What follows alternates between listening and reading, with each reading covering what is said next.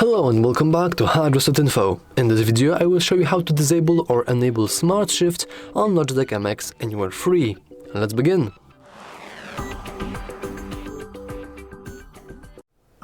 First we need to have a Logitech Options application, and then we want to switch from mouse to point and scroll section. In this section, right under scroll force, we have SmartShift, currently set to enabled.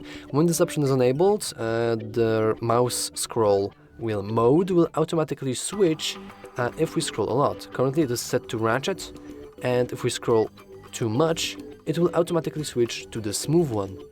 And if we manually switch the mode, we can see that now it doesn't really make any sounds. If we don't want this option, so if we don't want it to randomly switch over to the other mode, we can just hit disabled. Or we can go to enabled and just increase its sensitivity, so it won't trigger as often. And yeah, that's all for this video. If you found it useful, please remember to like and subscribe. Thanks for watching.